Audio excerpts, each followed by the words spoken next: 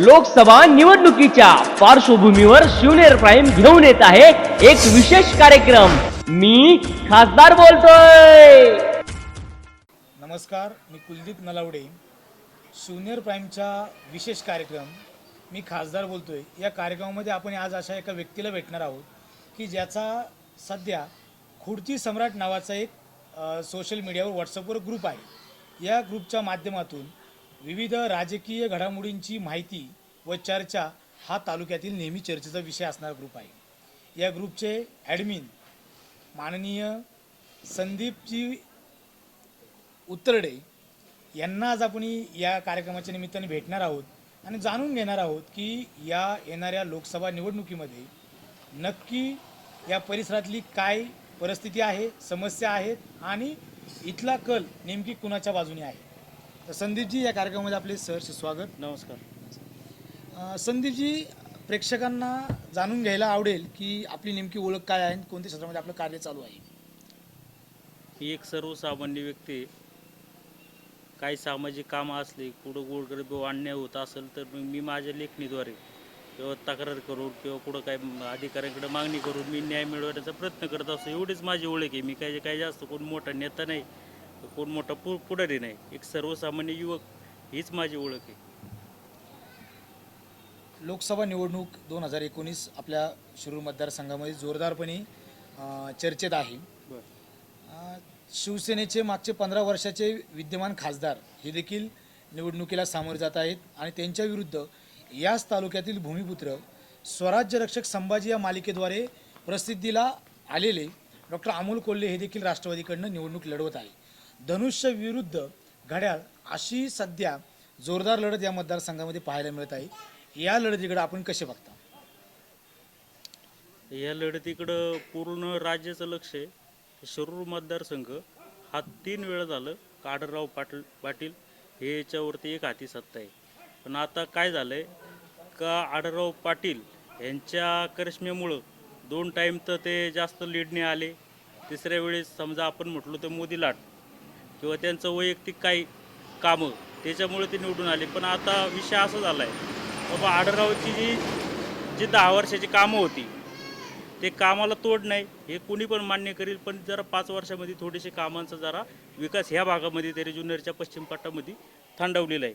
पण याचा कुठेतरी फाटका बसल असं वाटलं होतं. पण त्यांना जो सक्षम उमेदवार पाहिजे तसं काही उमेदवार काय राष्ट्रवादीकडून भेटला नाही.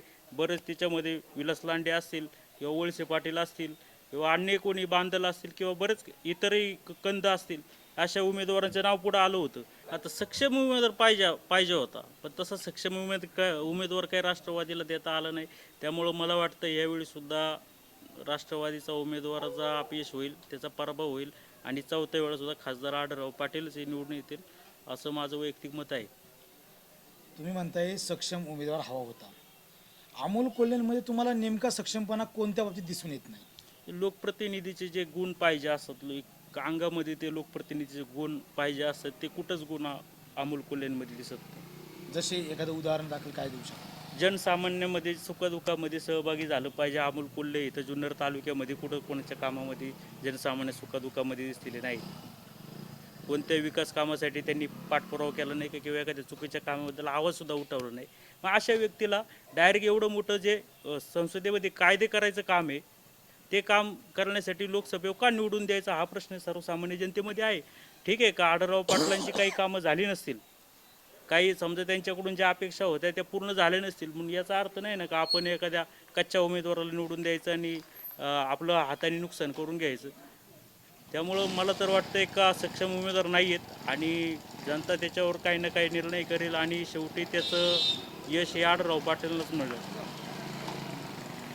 हा जो पश्चिम पट्टा आहे, या पट्ट्यातील मतदारांच्या नेमकी समस्या काय आहेत असं तुम्हाला वाटतं? सगळ्यात पहिल्यांदा या समस्या पाणी प्रश्न हा सगळ्यात मोठी समस्या आहे. कारण की आमच्या भागामध्ये सगळ्यात जास्त पाऊस पडतो, पण इथं प्यायला पाणी नसतं उन्हाळ्यामध्ये. तर लोकांना असं वाटतं का इकडं सगळी धरणं झाली वगैरे झालं, पण इथं नीट पाणी योजना आत्तापर्यंत राबवलेलं नाही. ज्या योजना राबवल्या त्या भ्रष्टाचारामुळे किंवा एखाद्या चुकीमुळं त्या अशाच खितपत पडलेल्या आहेत आणि याच्यामध्ये कोणताही लोकप्रतिनिधी लक्ष घालीत नाही. हे सगळं वास्तव आहे. मग ह्या ज्या काही योजना बंद पडलेल्या आहेत किंवा सुरू झालेल्या नाहीत, याला मागच्या 15 वर्षामध्ये ज्यांनी सत्ता उपभोगली हे जबाबदार तुम्हाला वाटत नाहीत? अरे जबाबदार तर नक्कीच आहे, त्याच्याबद्दल नाही, पण आता ते कुठं कुठं लक्ष घालणार हा बी मोठा प्रश्न आहे ना. तर खासदारांनी समजा एखाद्या गावासाठी ग्रामस्थ आले का आमच्यासाठी 50 लाख रुपयाची नळपाणी योजना तुम्ही चालू करून द्या, तर खासदारांनी त्याच्यासाठी निधी दिला, पण ती कशी त्याच्यावरती काम करायचं किंवा ते पूर्ण होती का नाही सगळी जबाबदारी त्या ग्रामपंचायतीच्या आणि त्या पाणीपुरवठा डिपार्टमेंटची असती.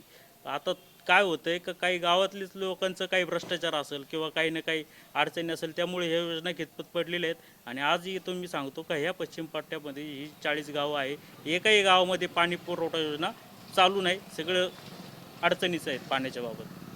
शेवटी या सर्वांचं नेतृत्व करणारे खासदार हे याला जबाबदार धरत नाही तुम्ही त्यांना? आणि त्यांना तर नक्कीच जबाबदार तर आपण धरतोच, कारण की कोणत्याही लोकप्रतिनिधीकडे अपेक्षा असते का त्यांनी त्याच्यावरती कंट्रोल ठेवला पाहिजे. आपण निवडून कशासाठी देतो का कंट्रोल ठेवण्यासाठी. तसं नसतं तर काय सगळं आपण ब्रिटिश कालनीच वापरलं असं ना अधिकाऱ्यांची, पण त्या अधिकाऱ्यांना कोणतरी कंट्रोलला पाहिजे म्हणून आपण खासदारांना निवडून देतो. पण विषय असा आहे का एकट्यावर जबाबदारी टाकणं मला तर योग्य वाटत नाही, कारण ग्रामपंचायत जबाबदार असते, सगळे सह्यांचे अधिकार सरपंच ग्रामसेवकाला असतात, तिथल्या पंचायत समिती सदस्याला असतात, जिल्हा परिषद सदस्य असतात, आमदारांना असतात, ते हे सगळे सोडायचे आणि एकट्या खासदारांना टार्गेट करायचं हे पण काही योग्य नाही. आरोग्य, शिक्षण, महिला सबलीकरण आणि त्याचबरोबर या भागातील नागरिक प्रश्न, या सर्वांमध्ये आढळराव पाटलांचं एखादं ठोस काम कोणतं आहे? आढळराव पाटलांचं ठोस काम आता मी तुम्हाला सांगतो काय, गावोगावामध्ये म्हणजे आता तुम्ही इंगळून झाला असेल किंवा आपटळे झाला असेल किंवा ही बाकीची गावं असेल, तर प्रत्येक गावामध्ये उपकेंद्र आहेत, प्रत्येक गावामध्ये प्राथमिक आरोग्य केंद्र आहेत. नाही असं नाही, आरोग्याचा प्रश्न काय मला काय इथं काय एवढं म्हणजे दिसून येत नाही, तो बऱ्यापैकी सॉल्व्ह झालेला आहे. फक्त प्रश्न काय राहिला आहे पिण्याच्या पाण्याचा आणि दळणवळणाचा. तर मला तर वाटतं की दळणवळणाची बरंच कामं झाली. प्रधानमंत्री ग्राम सडक योजनेमध्ये सगळ्यात जास्त निधी हा याच्यामध्ये आला आमच्या जुन्नर तालुक्यामध्ये. इकडं एकदम 21 कोटी रुपयाची कामं झाली होती. काय होतं सगळ्याच ठिकाणी काही खासदार काही लक्ष घालू शकत नाही, इतरही लोकप्रतिनिधीची जबाबदारी असतेच. त्यामुळं मला काय एवढं वाटत नाही की आरोग्याचा प्रश्न ठीक आहे तो सॉल्व्ह झालेला आहे, बाकीचे काही प्रश्न आहेत ते पण सॉल्व्ह होतील. विद्यमान खासदार हे शिवसेनेचे नेते आहेत आणि शिवसेनेची राज्यात सत्ता आहे. या सत्तेमध्ये दिवाकर रावते हे एस टी महामंडळ पाहत आहेत किंवा त्या परिवहन महामंडळाचे ते नेतृत्व करत आहे, मंत्री आहेत. तुम्ही मागील कालावधीत सातत्यानं एस टी या समस्येवर खूप मोठी कामं केली आहेत किंवा नागरिकांच्या प्रश्नावर आवाज उठवलेला आहे. तर या भागामध्ये या दळणवळण खात्याची कामांमध्ये एस टी ही जी समस्या आहे, तर किती एस टी ह्या भागामध्ये नवीन आल्या किंवा आणण्यासाठी आढळराव पाटलांकडनं प्रयत्न झाले? मी तर तुम्हाला इथं निक्षून सांगेल का एकही एस टी आले नाही, आढळराव पाटलांकडून प्रयत्न झाले नाही, दिवाकर रावतेकडून प्रयत्न झाले, आमदाराकडून झाले नाही, कुणाकडून झाले नाहीत. ही वस्तुस्थिती आहे. ह्याच्यामध्ये काय कुणाला बाजू द्यायची नाही, एकाचा अपयश सांगायचं असं नाही. ह्या भागातला एक सगळ्यात मोठा प्रॉब्लेम एस टीचा. आज बघितलं तर ह्याच्या मुडकळीच आलेल्या एस टी आहेत ज्यांचं म्हणजे लाईफ संपलेली आहे, अशा एस टी आज जाणीवपूर्वक इकडं पाठवल्या जातात, त्याच्यामध्ये बसायला सीट नसतं. आणि म्हणजे त्याच्यामध्ये काय म्हणजे आपण किती जरी आरडाओरडा केला तरी त्याच्यामधून तो काय प्रश्न सुटत नाही. आता एस टी महामंडळ हे राज्य सरकारच्या अखत्यारीमध्ये येतं, तिथं आमदार साहेब राज्याचं त्याच्यामध्ये कंट्रोलिंगला असतात. तर हे जे महामंडळ आहे ह्या महामंडळामध्ये आपण बघतोय का दिवाकर रावते आल्यापासून त्यांनी तो जो गाजावाजा चालू केला की बाबा आम्ही शिवनेरी एस टी चालू केली किंवा या बाकीच्या वेगवेगळ्या टेंडर दिलं दुसऱ्या हे करायला दळणवळणाचं. पण याच्यामध्ये पश्चिम पट्ट्यामध्ये जी खरी गाव आहे ते उपेक्षित राहिली. त्याचा काही म्हणावं तसं ह्याच्यामध्ये जनतेला काही फायदा झालेला नाही. त्यामुळं हे युती सरकारचं आणि मुख्यतः रावते यांचं हे अपयश आहे. त्याची नैतिक जबाबदारी आढळराव पाटील यांची देखील आहे. हो 100% नैतिक जबाबदारी सगळं आपण निवडून कशासाठी देतो, ही जबाबदारी सगळ्यांचीच आहे ना. कोणताही लोकप्रतिनिधी असला, खासदार असला, खासदारांनी पत्रव्यवहार करायला पाहिजे, त्याची मागणी करायला पाहिजे आणि त्याच्यामध्ये काम नसेल होत तर आमदारांना सांगायला पाहिजे किंवा इतरही याच्यामार्फत ते काम पूर्णत्वास न्यायला पाहिजे. पण तसं काही प्रयत्न होताना काही दिसत नाही. फक्त कुठं एस टी कमी पडते मग हे इकडची वेळ बदला, हे करा, तेवढं पुरतं फक्त काम आहे खासदारांचं. पण त्यांनी काही असं पर्सनली मला नाही वाटत का त्याच्यामध्ये काहीतरी बदल व्हावा किंवा एस टींची संख्या वाढवा किंवा नवीन एस टी मिळावा, मुडकळीच नसावा, याच्याबद्दल प्रयत्न केला तर काही दिसून येत नाही. या परिसरामध्ये किती हजार नागरिक मतदार आहेत? जवळपास 60,000 इथं मतदारसंख्या आहे ह्या त्यातील साधारण युवक किती असतील? त्यातली युवकांची संख्या प्रचंड मोठी आहे. ते जवळजवळ 15 ते 20,000 हे युवकच आहेत. या युवकांना शिक्षणासाठी इकडं महाविद्यालय किंवा अन्य सुविधा कुठे आहेत? तसं बघितलं तर शिक्षणासाठी महाविद्यालय एकमेव पर्याय काय आहे, इथं आपटाळ्यामध्ये फक्त 12वीपर्यंत शाळा आहे, कॉलेज आहे आर्ट्सचं, आणि दुसरं आहे ते डायरेक्ट इथून थेट जावं लागतं जुन्नरला. त्याशिवाय इथं शिक्षणाचा कोणताही पर्याय नाही. ह्या भागामध्ये शैक्षणिक संस्था उभ्या राहायला पाहिजे होत्या, पण एकही शिक्षण संस्था नसल्यामुळं इकडं बरंच मुलं म्हणजे सुशिक्षित बेरोजगार किंवा अन्य समस्यांना तोंड द्यावं लागतं. मग आढळराव पाटलांसारख्या नेतृत्वानं अशा संस्था निर्माण केल्या नाहीत किंवा अशा संस्थांना प्रोत्साहन दिलं नाही असं तुम्हाला म्हणायचं आहे? हो, नक्कीच प्रोत्साहन द्यायला पाहिजे होतं त्यांनी. त्यांनी इकडं पश्चिम भागामध्ये जिथं तसं बघितलं तर ह्या पश्चिम भागात काही ना काही एखादी संस्था पाहिजे होती. त्यांनी त्याच्यामध्ये प्रयत्न करायला लागत होतं. आता पुढचा माझा महत्त्वाचा प्रश्न आहे की हे जे युवक आहेत हे शिक्षण घेतल्यानंतर व्यवसाय किंवा नोकरी करतात, तर नोकरीच्या आणि व्यवसायाच्या कोणकोणत्या संधी या पश्चिम पट्ट्यामध्ये उपलब्ध आहेत असं तुम्हाला वाटतं? नोकरीच्या इथं तुम्हाला सांगायचं तर नोकरीचे एकही इथं इथं काही MIDC नाही, इथं काही व्यवसाय नाही किंवा इकडं काय हायवे नाही. त्यामुळं इथं कोणत्याही व्यवसायाची किंवा नोकरीची इथं संधी नाही आहे. तर इथं पाहिलं तर आपण तर सगळा हा व्यवसाय हा शेतीवर किंवा भात शेतीवर चालला जातो. लोक ही मजुरीला जातात याला पूर्व भागामध्ये, त्याच्यावर त्याची गुजरण होती. याच्यामध्ये व्यसनाचं प्रमाण जास्त झाले आणि एकदम वाईट स्थिती आहे या भागात. तर आता शिवसेनेचे राज्यातले जे उद्योगमंत्री आहेत ते सुभाष देसाई होते, म्हणजे सत्ता ही मंत्र्याची ही शिवसेनेकडे होती. या काळामध्ये आढळरावांनी त्या मंत्रालयाची समन्वय साधून या भागामध्ये त्यांना उद्योग व्यवसाय निर्मिती किंवा या संदर्भामध्ये ठोस असं काम करता आलं असतं, परंतु केलं नाही असं तुम्हाला वाटतं का? अरे ते काम करता आलं असतं याच्याबद्दल दुमत नाही, पण जो आमचा हा जो आदिवासी भाग आहे हा इको सेन्सिटिव्ह झोनमध्ये येतो. त्याच्यामध्ये कोणताही याच्यामध्ये उद्योग व्यवसाय करायचा असेल त्याच्यामध्ये त्याच्या परवानग्या मिळत नाही. पश्चिम घाट म्हणून याच्यामध्ये ते मोडल्या गेल्यामुळं त्यामुळे इकडं काही व्यवसाय काही येऊ शकत नाही. तर मला तर वाटतं ठीक आहे, इकडं काही उद्योग व्यवसाय नाही झाले, पण एक संधी निर्माण करायला पाहिजे होती. समजा हे ITI आहे, कारण आपण बघतोय का माणिकडोला ते ITI आहे सगळ्यात जुनं. त्याच्यानंतर कुठंच शासकीय ITI नाही आहे आणि ते फक्त आदिवासींसाठी, आणि संख्या पण त्याची कमी आहे. फक्त 200-300 मुलं शिक्षण घेतात. तर त्याच्यामध्ये असं व्यावसायिक शिक्षणाच्या जर संधी निर्माण केल्या तर जवळपास खेड झाला असेल किंवा चाकण झाला असेल, इकडे संधी मिळू शकतात. त्यावर प्रयत्न करायला पाहिजेत. आमदारांनी केले पाहिजे आणि खासदारांनी केले पाहिजे. म्हणजे या संदर्भामध्ये ठोस असं आणि भरीव असं कार्य माननीय खासदारांनी 15 वर्षात केलं नाही, ही वस्तुस्थिती आहे, हे तुम्हाला मान्य आहे? नाही, हा या पट्ट्यामधलाच विषय चाललाय ना. हो, या आपल्या पट्ट्या- जुन्नर आपण- तालुक्यामध्ये कुठंच उद्योगधंदे नाही इथे ना. आपण आज जुन्नरच्या पश्चिम पट्ट्याविषयीच बोलत आहोत. हा, मग जुन्नरच्या पश्चिम पट्ट्यामध्ये एकच काम नाही. तर तुम्हाला तेच कारण सांगितलं मगाशी का बाबा हे काय आहे, तरी सुद्धा ठीक आहे उद्योग व्यवसाय नाही करता येत ना, तर मग तुम्ही त्या शिक्षणाच्या संधी निर्माण केल्या पाहिजे. तर प्रत्येक काही घरामध्ये काही उद्योग व्यवसाय टाकू शकत नाही. एक शिक्षणाची संधी निर्माण केली पाहिजे आणि लांब काही जायची गरज नाही. इकडं नारायणगावपासून तर पुढं कुठेही व्यवसायाच्या संधी निर्माण होऊ शकतात. आता तुम्ही जो प्रश्न उभा केला की हा भाग हा पर्यावरणदृष्ट्या सेन्सिटिव्ह आहे. आता या राज्यामध्ये शिवसेनेची सत्ता असताना त्या खात्याचे म्हणजे पर्यावरण मंत्री म्हणून रामदास कदम हे कार्यभार पाहत आहेत. मग या पर्यावरणासंदर्भातल्या कोणकोणत्या योजना या पश्चिम पट्ट्यामध्ये आल्यात असं तुम्हाला वाटतं? नाही, याच्यामध्ये विशेष करून हे जे वृक्षतोड होत होती त्याच्यामुळं पर्यावरणाचा ऱ्हास होत होता. तर प्रत्येक गावामध्ये म्हणजे गॅस झालं यांनी, तर शासन काहीतरी 200 का 300 रुपये एका गॅस मागे अनुदान देतं वेगळं सेपरेट आदिवासी लोकांना किंवा त्या आदिवासी भागातल्या लोकांना. त्यामुळे ती बरीचशी वृक्षतोड ती व्हायची ती कमी झालेली. आणि इतर काय असं काय त्यांचं ते वन खात्याचं जे चालू असतं ते वेगवेगळी कामं ती चालूच असतात. त्याच्याबद्दल काही विशेष असं काही मला वाटत नाही का याच्यासाठी केले म्हणून. तर मागील काळामध्ये आढळराव पाटलांनी दुष्काळ दौरा केला या भागाचा. त्यावेळेस त्यांच्यावर टीका झाली की त्यांनी सर्व ठिकाणी जाऊन त्याची पाहणी केली नाही किंवा त्यांनी फक्त नावालाच दौरा केला. याबाबत तुम्हाला काय म्हणायचं? त्यांनी जो दौरा केला होता तर मला वाटतं की त्या दिवशी 2 दौरे झाले होते. एक प्रांत अधिकारी होते आढळराव बरोबर, त्यांचा तो दौरा झाला, तर भात पिकाचं जे नुकसान झालं होतं त्याच्यानंतर दुपारी आमदारांचा झाला होता. त्यावेळी त्यांनी म्हणजे येता जाता काही 2-3 ठिकाणी त्यांनी पाहणी केली होती का भात पिकं कसं नष्ट झाले. याचा अर्थ असं नाही का बाबा त्यांनी कुठं पाणीच केले नाही, त्याबाबत त्याच्याबाबत जे अहवाल पण गेले होते का पिकाचे. पण त्यानंतर जे नुकसान भरपाई म्हणजे किंवा नुकसानीचे पंचनामे व्हायला पाहिजे होते, एक सुद्धा झाले नाही. त्याच्याबाबत नक्कीच आढळराव पाटील आणि आमदार शरददादा हे दोघं बी दोषी आहेत. याचा फटका त्यांना मतदानामध्ये बसेल. मतदारांमध्ये बसेल नसेल तो पुढचा विषय.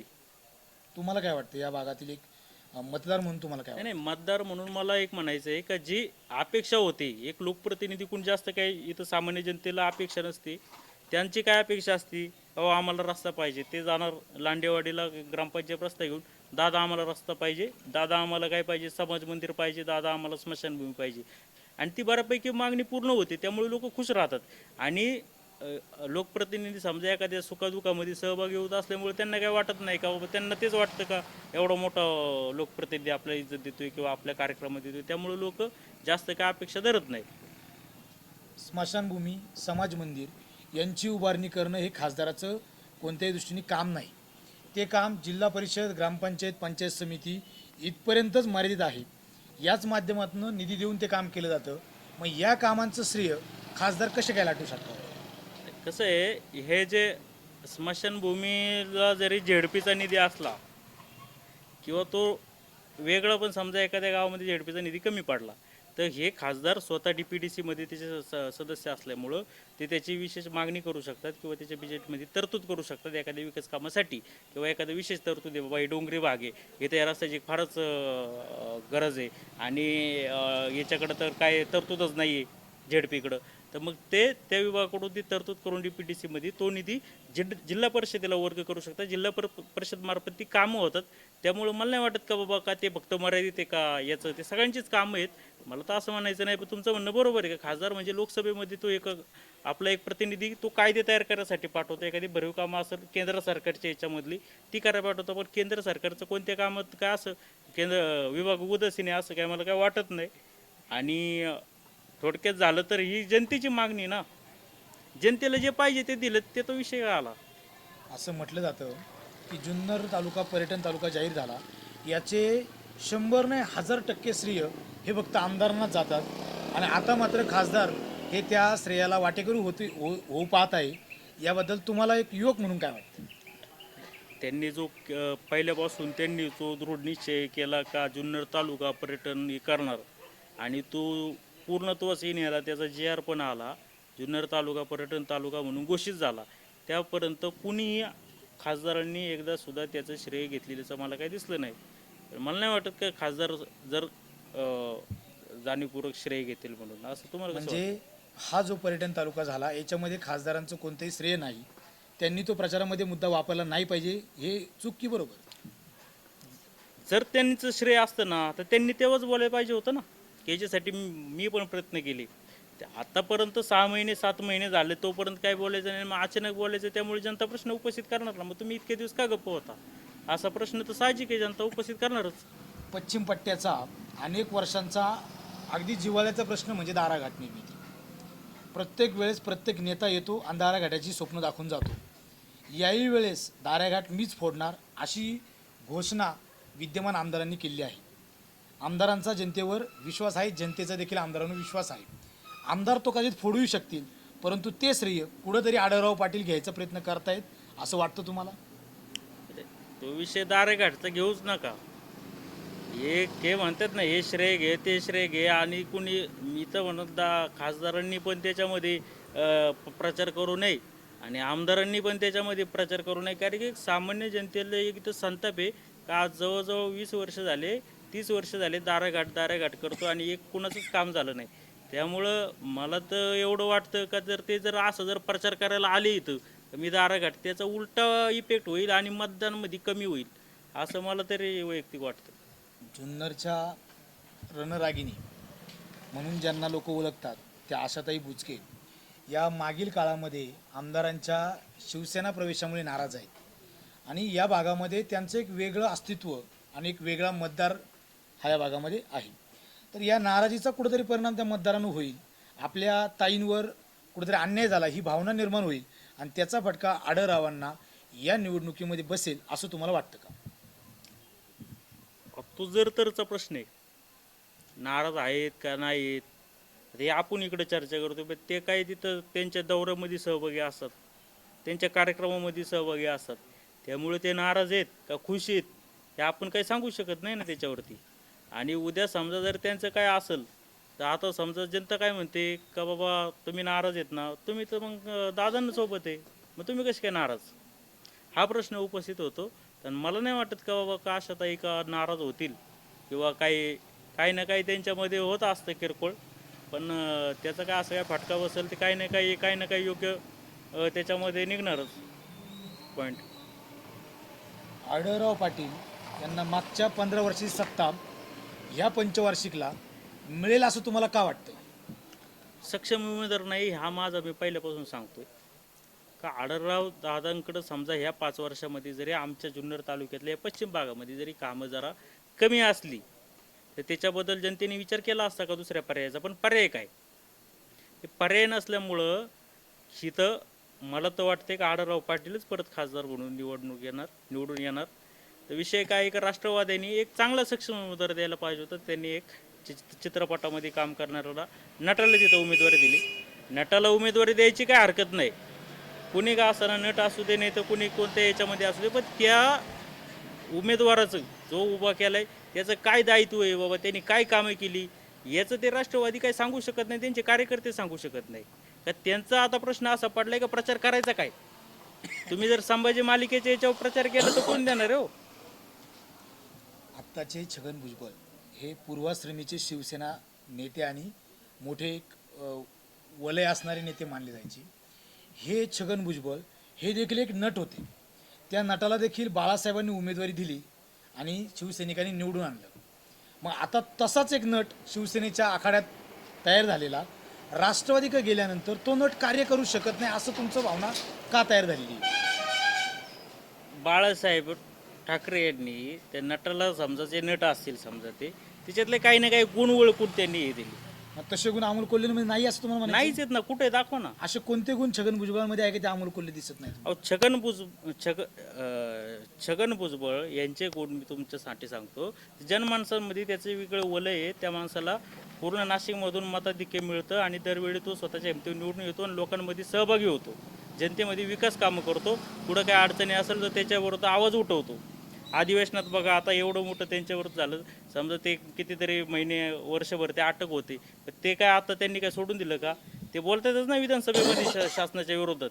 मग असं काय का अमोल कोल्हेंनी शब्द काढला एखादा विरोधात का बाबा काय याच्यामध्ये कुठंतरी आवाज उठवला, जुन्नर तालुक्यामध्ये हे प्रॉब्लेम आहे, लाईटचे प्रॉब्लेम आहेत, विजेचे प्रॉब्लेम आहेत, बाकीचे एसटीचे प्रॉब्लेम आहे, याच्याबद्दल काय त्यांनी आवाज उठवलाय हे त्यांनी दाखवून द्यावं किंवा त्यांच्या गावासाठी तरी काय केलं ते तरी दाखवून द्यावं ना. मी तुम्हाला प्रश्न यासाठी उपस्थित केला की छगन भुजबळ हे देखील बहुजन समाजाचे नेतृत्व करतात आणि अमोल कोल्हे देखील एक बहुजन समाजातून जन्माला आलेली एक कलाकार आहेत. या दोन्ही व्यक्तींमध्ये एक फरक आणि साम्य असा आहे की दोन्ही एक उत्तम कलाकार आहेत आणि कलाकार या क्षेत्रामध्ये त्यांचं नाव उंचवलेलं आहे. एक कलाकारानं राजकीय एंट्री घेऊन जीवनात यशस्वी प्रवास केला आहे, दुसरा कलाकार ही एंट्री घेत आहे, त्याला प्रोत्साहन देणं आणि त्याच्या एंट्रीनंतर त्याच्याकडून देखील छगन भुजबळांसारखं यश मिळेल अशी अपेक्षा ठेवणं हे काही चुकीचं वाटतं तुम्हाला? अहो चुकीचं मी तुम्हाला काय म्हणलो, नट असलं तरी त्याला द्यावं उमेदवारी, त्याचं काम बघा ना तुम्ही. नाना पाटेकर सारख्या व्यक्ती तो नट आहे, त्याला नट म्हणून ओळखतो का आपण? त्यांची नाम संस्था आहे, ते प्रत्येक वेळी शेतकऱ्याला मदत करतात, त्याच्यामुळे ओळखतो का नाही ओळखत? निळू फुले होते, ते जरी निगेटिव्ह रोल करायचे तरी त्यांची कामं राष्ट्र सेवा दलामधून चालायचीच ना, लोक मानतात ना त्याला. नाही मला एक सांगा, तर मग अमोल कोल्हे फक्त मालिके चित्रपटात काम केलं आणि त्यांनी सामाजिक काम केलं काय केलं याचं तुम्ही द्या ना मला, ते देऊ आम्ही पण त्यांना पण मत, आमची काय हरकत नाही. त्यांनी सांगावं का मी ही कामं केली याच्या जेव्हा मला द्या मत, मी आहे तर काम करणारा. अमोल कोल्हे यांची स्वराज्य रक्षक संभाजी मालिका आपण पाहता? हा पाहतोय मी मालिका आता काय चालू आहे आता मालिकेत कोणत्या वळणावर आहे मालिका? नाही मी काय आत्ता काय पाहिली नाही, पण मला जसं वेळ मिळेल मी तसं मी पाहतो मालिका. आढळराव पाटील हे जे टीका करत आहे की नटाला अभिनेता जो आहे त्याला नेता होता येणार नाही, परंतु तशीच टीका अमोल कोल्हेंकडनं देखील होते की त्याच नेत्याला अभिनेता देखील होणं आयुष्यात जमणार नाही. अभिनेता कधीतरी नेता होऊ शकतो, परंतु नेत्याला मात्र कधीच अभिनय तितक्या चांगल्या क्षमतेने करता येणार नाही. या टीकेकडे आपण कसे पाहता? हे राजकीय टीका आहे, एकमेकावर करणारच ना. हे राजकीय एवढी काही मनावर घ्यायची नसती का नेता अभिनेता होऊ शकतो का का प्रत्येक गोष्ट काय प्रत्येकाला. आता काय अमोल कोल्हे काय डायरेक्ट आले चित्रपटामध्ये काम केलं असं आहे का? मग त्यांनी तसंच कुठं ना कुठं नाही त्यांनी कुठं ना कुठं त्याची तालीम घेतली का नाही घेतली. म्हणजे तसंच जर 15 वर्षापूर्वी आढळराव जेव्हा नेत्याच्या भूमिकेत आले त्यावेळेस देखील त्यांचं काही विशेष असं कार्य नव्हतं. जे कार्य होतं ते औद्योगिक क्षेत्रामध्ये होतं, राजकीय क्षेत्रामध्ये कोणतंही वलय नव्हतं. परंतु त्यावेळेस आढळराव पाटील हे खासदार म्हणून निवडून आले आणि त्यांनी 15 वर्ष हा प्रवास केला. तशीच भूमिका तशीच वेळ आज अमोल कोल्हेनं आली. हे तुम्हाला या भूमिकेकडे तुम्ही कसं बघता? नाही मी सांगतो ना, त्याच्यावर पण बोलतो ना. आढळराव पाटील जरी मुंबईमध्ये उद्योगपती होते तर त्यांची नाळ ही ग्रामीण भागामध्ये त्यांच्या गावामध्ये त्यांच्या आंबेगाव तालुक्यामध्ये पूर्वीपासून जुळलेली होती. त्याच्या आधारे त्यांना वळसे पाटलांनी त्या कारखान्याचं ज्यावेळी ते संस्थापकच म्हणावं लागेल ते ती धुरा दिली होती ती यशस्वीपणे त्यांनी पार पण पाडली होती. भैरवनाथ तिथं ते शिक्षण संस्था चालू केली होती, पतसंस्था चालू केली होती, ते आज पण चालू आहे. आणि त्या काळातलं सांगतो का जे अशोक मूळ होते त्या काळामध्ये हा मावळ म्हणून होता. हा लय प्रचंड मोठा वेल्ला वगैरे त्या भागातला होता. आणि इकडं अशोक मूळ म्हणजे कोण आहेत हे नावच माहीत नव्हतं. खासदार म्हणजे काय असतात का बुवा, ते काय नाव आहे अशोक मूळ आणि ते काय करतात आणि हेच लोकांना माहिती नव्हतं. आढळराव पाटील आल्याच्यानंतर लोकांना कळायला लागलं का खासदार कोणी, तर आढळराव पाटील. हे कोणी बी तुम्हाला सांगेल. आणि आढळराव पाटील हे जनतेमध्ये मिसळणारा माणूस आहे, एवढंच मला सांगायचं आहे. आणि त्याच्यामध्ये हाच फरक आहे. आता तुम्ही मला सांगा का ठीक आहे त्यावेळी परिस्थिती वेगळी होती, तिकडं सोशल मीडिया नव्हता, काय नव्हतं, त्यावेळी केली. आता सोशल मीडिया आहे, मग तुम्ही सांगा ना मग का तुम्ही एवढं सगळी लोक हुशार झाल्यात तर मग अमोल कोल्हेंचं सामाजिक काम सांगावं त्यांनी. अमोल कोल्हे या तालुक्यामध्ये युवा नेते अतुल बेनके यांच्यावर प्रचार करत आहे, याचा त्यांना फायदा होईल की तोटा? आम्हाला दिसतच नाही अतुल बेनके प्रचार करताना. दिसत नाहीत. नाही दिसत. कुठं आलेत? नाही, आमच्या भागात आले नाही आणि इकडं आम्हाला दिसत नाही. कुठं सोशल मीडियात दिसत नाही आणि कुठंच दिसत नाही अतुल बेनके त्यांच्यावर प्रचार या करताना. अशा प्रचाराच्या फंड्याचा तोटा होईल की फायदा होईल? तोटाच होणार ना त्यांना. आजपर्यंत जे देवदत्त निकम भोवती झालेली, विलास लांडे भोवती झाले, तर आम्हाला वाटतं की अमोल कोल्हे साहेबांबद्दल बी तेच होणार. कारण की मला सांगा वळसे पाटील कुठं दिसलेच नाही आम्हाला प्रचारामध्ये. ज्यांच्यावर म्हणजे संपर्क कार्यालय ते तिकडं मंचरच येईल त्यांच्या इकडचं, तेच जर त्याच्यामध्ये कुठं प्रचार करताना दिसत नाही. आणि भूमिपुत्र आपण म्हणतो का भूमिपुत्रातले अतुल बेनके कुठं दिसत नाही, तर कसं काय लोकांनी तरी त्यांना मत द्यायचं? म्हणजे याचा अर्थ त्यांना पक्षातूनच काहीतरी विरोध आहे का काय, असंच मला वाटायला लागलं ना. तुम्ही असं म्हटलात की आढळराव पाटील हे इथल्या जनतेच्या सुखदुःखामध्ये सामील असतात, सहभागी असतात. अशी कोणती सुखदुःख आहेत की ज्यामध्ये आढळराव पाटील इथल्या जनतेमध्ये सहभागी होतात असं तुम्हाला वाटतं? जनतेच्या अपेक्षा काय असतात, काय एखादं काम नाही केलं ना तरी चालेल पण आमच्या लग्नामध्ये या, आमच्या दशक्रियेमध्ये या. मग आढळराव पाटील इथल्या दशक्रिया आणि लग्न करतात? त्यांचे प्रतिनिधी स्वतः भाऊ येतात त्यांचे. ते काय समजा ठीक आहे, त्यांचा जर समजा वेळ असेल तर नक्की येतात, पण वेळ नसेल तर त्यांचे भाऊ असतील किंवा कोण ना कोण प्रतिनिधी असतील हे त्याच्यामध्ये सुखादुखामध्ये हे सहभागी होतातच. आता मला एक सांगा की आढळराव पाटील हे इथे फक्त सुखदुःखात सहभागी होतात, या एका भावनिक मुद्द्यावर त्यांना मतदान लोकांनी करावे का? का विकासाच्या मुद्द्यावर करावे? विकासाच्या मुद्द्यावर मतदान केलं पाहिजे, पण जनतेची अशी जनतेची अशी थिअरी आहे का जो सुखादुखामध्ये जास्त सहभागी होईल, गोड बोलल, त्यालाच लोक मतदान जास्त करतात. 4 कामं कमी केली तरी चालेल, पण आमच्या याच्यामध्ये पिंडामध्ये तुम्ही आले पाहिजे, आमच्या लग्नाला आले पाहिजे, म्हणजे आले अशा का मग सर्व मतदान. गोष्टीमध्ये आढळराव पाटील एक उत्तम राजकारणी म्हणून यशस्वी झाले असं तुम्हाला म्हणायचंय? अहो नक्कीच. मग या सर्व गोष्टींवर जर खासदार निवडला जाणार असेल तर देश कुठल्या रस्त्यावर गेलाय असं तुम्हाला वाटेल? अहो हा काय रस्त्यावर काय देश आता चाललाय का? ही जनतेची मागणी आहे ना. मग अशी काय सांगितलं का तुम्ही म्हटले का भरीव काम, लोकांची मागणी काय असते? पाण्याची, वीज आणि रस्ता, हीच मागणी असते इकडच्या सर्वसामान्य. ती जर पूर्ण होत असेल तर लोक काय जास्तीची मागणी करत बसतील? वीज, पाणी आणि रस्ता ही पश्चिम पट्ट्याची मागणी पूर्ण झाली?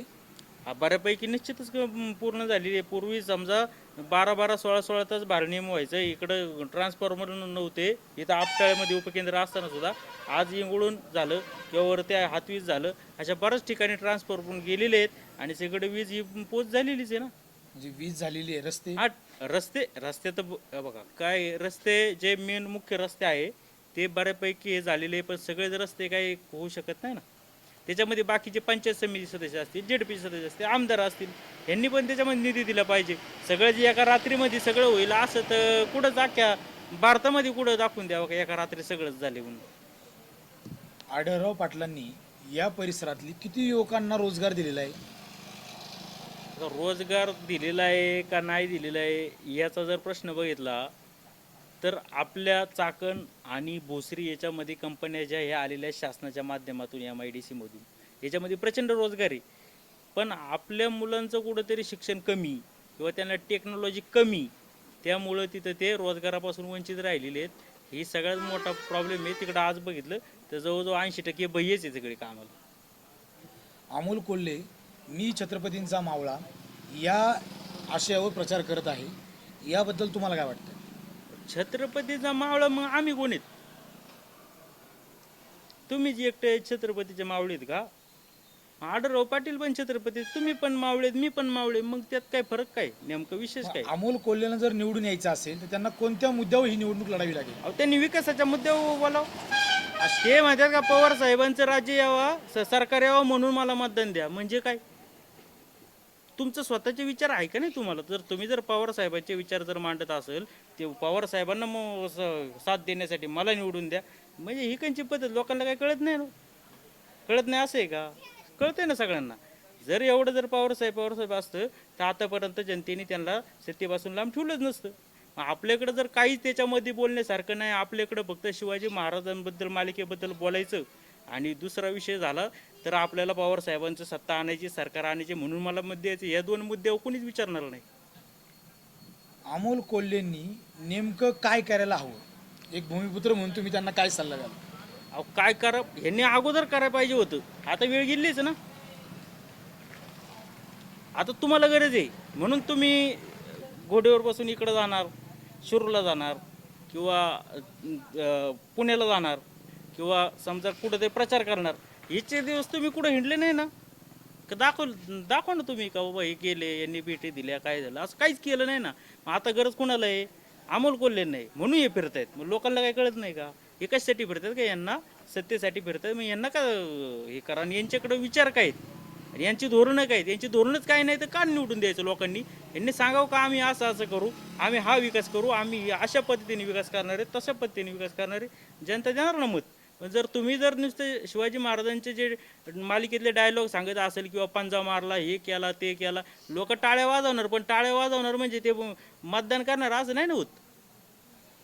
अमोल कोल्हे हे या भागातले भूमिपुत्र आहेत, तुम्ही देखील या भागातले एक भूमिपुत्र आहात. आंबेगाव तालुका हा वळसे पाटील असतील किंवा आढळराव पाटील असतील यांच्या मागे ठाम उभा राहतो. यांच्या चुका पोटात घालून देखील तो त्यांना मतदानामध्ये मात्र भरभरून देतो. मग तुम्ही एक जुन्नरचे युवक आहात, तरुण आहात, भूमिपुत्र आहात, तुम्हाला असं वाटत नाही की अमोल कोल्हे यांच्या जरी काही चुका असल्या तरी एक भूमिपुत्र म्हणून त्यांना साथ द्यावी? चुका म्हणजे नेमकं काय? म्हणजे तुम्ही जे आता जे सांगताय की विकासाचे अहो मुद्दे इथं असतील काय आपल्याला किंवा- काही ग्रामपंचायत सदस्य नाही निवडून द्यायचा चुका पोटात घालायला.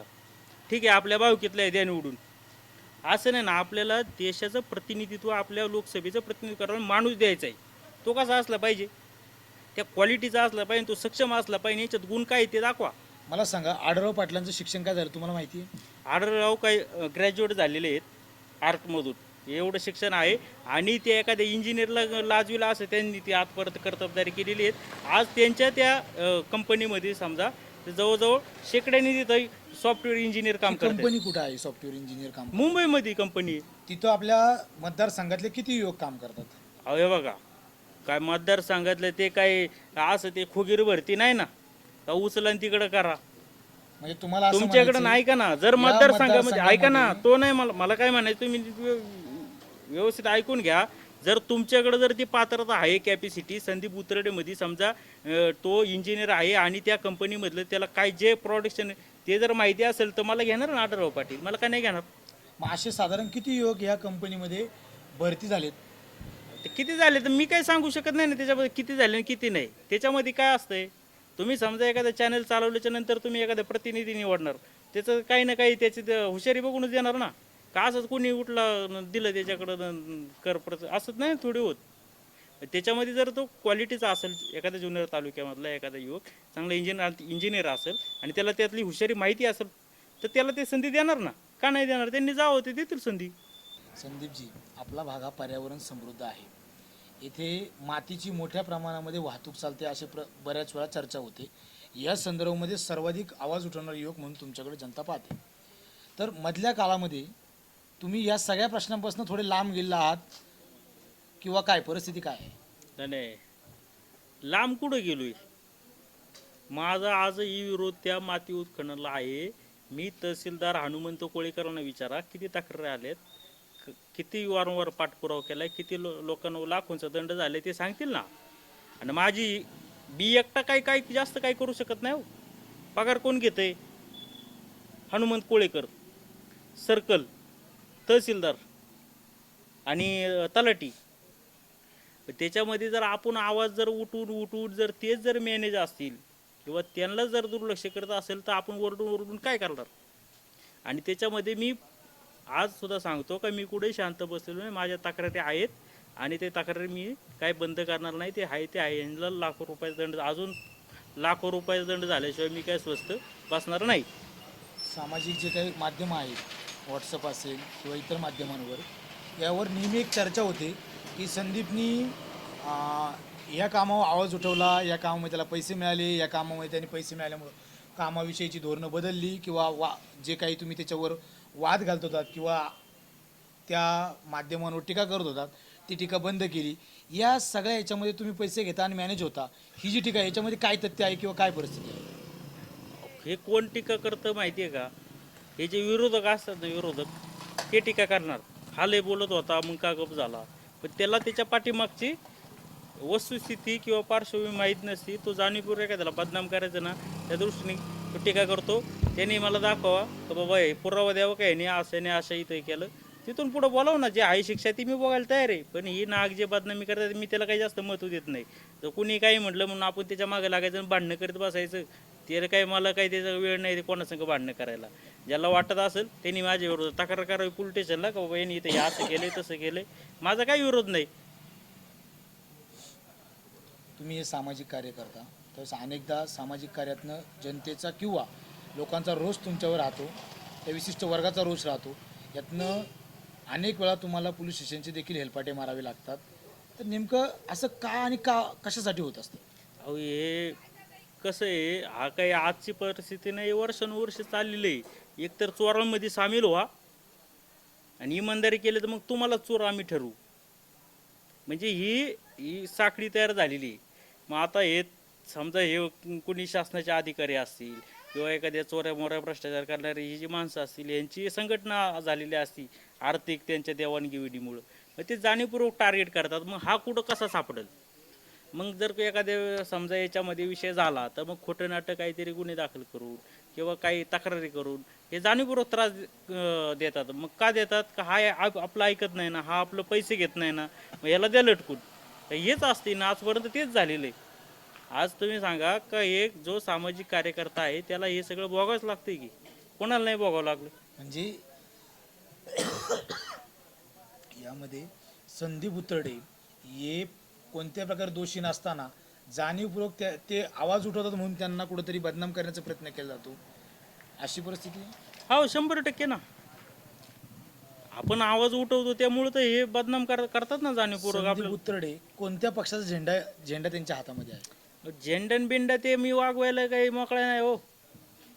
किंवा आपलं घरचं आता काय? जे पक्ष आहेत त्यातल्या कोणत्या पक्षाची विचारसरणी तुम्हाला अहो आवडते? पक्षाची विचारसरणी मला ते शिवसेनेची आवडत नाही, काँग्रेसची नाही आणि राष्ट्रवादीची तर अजिबातच नाही. त्याच्याबद्दल मला काय ते कोणत्या, मी फक्त माणूस बघून मतदान करतो का बाबा. मी माझं म्हणणं, तुम्ही ते लोकसभेबद्दल बोलताय त्यामुळे मला सांगायचं आहे का आढळराव पाटील हे कामामध्ये ह्या 5 वर्षामध्ये आमच्या पश्चिम भागामध्ये कमी पडली, याच्याबद्दल काहीच वाद नाही. पण मग आढळराव पाटलांना पाडायचं आणि एक जो त्याला काही ठकामं कळत नाही अशा व्यक्तीला मत द्यायचं हे योग्य नाही ना होणार. हेच आमचं म्हणणं आहे. जर त्याच्यासारखा एखादा वळसे पाटील उभे राहिले असते किंवा अजितदादा पवार उभे राहिले असते, मी म्हणतो अतुल बेनके उभे राहिले असते, आम्ही त्यांचा विचार केला असता, यावेळी त्यांना मत दिलं असतं. पण एक काहीतरी बळीचा बकरा म्हणून दिला आणि लोकांना असं केलं का हा चित्रपटात काम करतो, त्यामुळं लोक त्याला बघायला येतील आणि ते मतं मिळतील. अशा पद्धतीचं राष्ट्रवादीने राजकारण केलं. ते राजकारण जनतेला कळतंय, जनता निर्णय घेणार. अतुल बेनके जर खासदारकीला उभे राहिले असते तर एक जुन्नरचा युवक म्हणून तुम्हाला वाटतं अतुल बेनके खासदार झाले असते? हे बघा, ते खासदार झाले असते का नसते झाले, पण मी सांगतो का अतुल बेनकेंची कामं ह्या तालुक्यामध्ये, या पश्चिम भागामध्ये 100% आहेत. त्यामुळं जुन्नरची जनता एक पेटून उठली असती का अतुल बेनकेलाच मतदान करा. तसं गुण या अमोल कोल्हेमध्ये नाहीच आहे ना. त्यामुळे तुम्ही बघा ना, इथं लोक काय असं म्हणत नाही का बाबा द्या यांनाच द्या यांनाच द्या, ते काही ना काही हेच करतात ना. अतुल बेनके असते तर निर्णय घेतलाच असता जनतेने का बाबा ह्याच माणसं, हा कामाचा माणूस, याला निवडून द्या. आज आपण पश्चिम पट्ट्यातील एक युवा नेतृत्व, भावी काळामध्ये हे देखील राजकारणात देखील असू शकतं असं नेतृत्व, संदीप उतडे यांच्याशी बातचीत केली. त्यांच्याकडून जाणून घेतलं की या येणाऱ्या लोकसभा निवडणुकीमध्ये आढळराव पाटील असतील किंवा अमोल कोल्हे असतील यांची इथली परिस्थिती काय राहील, मतदानाचं प्रमाण कसं राहील आणि त्याचप्रमाणे इथल्या समस्यांवर काम कोणी केलं आणि कोण करणार किंवा करत नाही याविषयीची सत्य परिस्थिती आपण जाणून घेतली. येणाऱ्या काळामध्ये अशाच काही नवीन युवकांना, वेगवेगळ्या क्षेत्रातील तरुणांना आपण भेटणार आहोत. त्यांच्याकडून देखील जाणून घेणार आहोत की नेमकं लोकसभेला इथनं कोणतं वारं वाहील आणि लोकसभेचा इतिहास बदलेल की पुन्हा एकदा आढळराव पाटील त्या खुर्चीवर विराजमान होतील. हे पाहणं या इथून पुढच्या येणाऱ्या काळामध्ये महत्त्वाचं ठरेल. या भागामध्ये आपण इथंच थांबतोय. पुढील भागामध्ये आपण अशाच एका युवकाशी बोलणार आहोत, संवाद साधणार आहोत, जाणून घेणार आहोत. तोपर्यंत धन्यवाद. शून्य पाईन टाईप करून सबस्क्राईब करा, घंटीच्या बटनावर टिक करा, लाईक करा आणि शेअर करा.